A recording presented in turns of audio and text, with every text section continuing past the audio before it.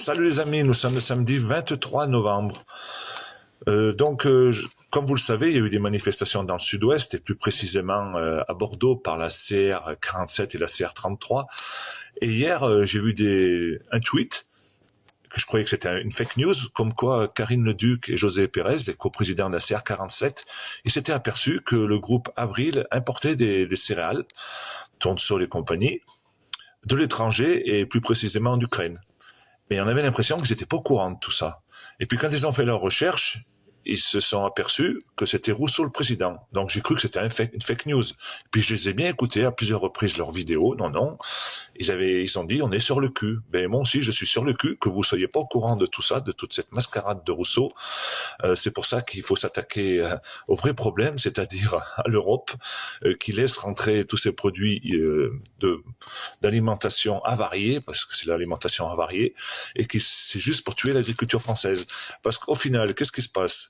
Donc, le groupe Avril, dont est président M. Rousseau, il réunit toutes les anciennes petites coopératives qu'avaient créées nos grands-parents et qui sont devenues des multinationales. Et donc, qu'est-ce qu'ils veulent? Ils veulent gagner un maximum d'argent en achetant des produits pas chers et en les revendant, par exemple les céréales, de tournesol, de blé, aux agriculteurs français, donc aux porcheries, aux centres d'intégration, aux centres d'engraissement, au prix le plus fort pour gagner un maximum d'argent sur le dos des agriculteurs. Parce que ça, c'est de la financiarisation de l'agriculture qui est gérée par le groupe Avril. Et en plus, ce groupe Avril, il est implanté dans le monde entier. Il gagne autant d'argent en faisant entrer du lait qui va venir d'Argentine, par exemple Lactalis qui veut laisser tomber des producteurs en France, mais aussi Bigard avec des importations de viande.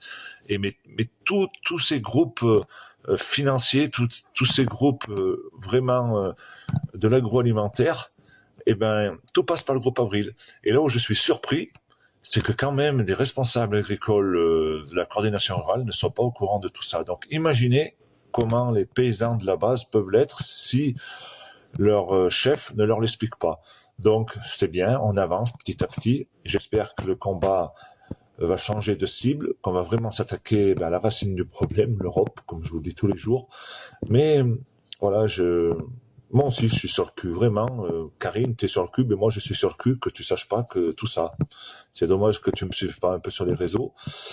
Enfin, je pense qu'à force on va y arriver, mais on perd du temps. Voilà, vous êtes sortis, vous avez tiré une cartouche pour rien, un pétard mouillé. Bon, heureusement qu'il y a quand même pas mal de gens de la base qui me suivent et qui disent que j'ai raison, mais j'espère qu'ils vont aller vous expliquer en long, en large et en travers ce qu'il faut faire, parce que là, on perd du temps, on perd de l'énergie, et en attendant, on a toujours 2 morts par jour, 50 exploitations qui disparaissent, et c'est pas votre nouveau copain avec son numéro de téléphone de portable Barnier, Premier ministre, qui va faire quoi que ce soit. Non, c'est pour moi le ministre de l'Agriculture aujourd'hui depuis 20 ans, c'est le président ou la présidente de la FNSEA. Et à ce titre aujourd'hui, le vrai ministre de l'Agriculture, c'est Rousseau, qui fait ce qu'il veut parce qu'il tient tout le monde par les couilles, les cocounaises. Et c'est lui qui veut signer les accords de libre-échange parce qu'il est obligé. Il n'a pas d'autre solution. S'il veut faire tourner son groupe et qu'il soit rentable au monde entier et qu'il soit rentable pour être bien coté en bourse. Voilà. C'est triste tout ça, mais on va y arriver, les consciences s'éveillent.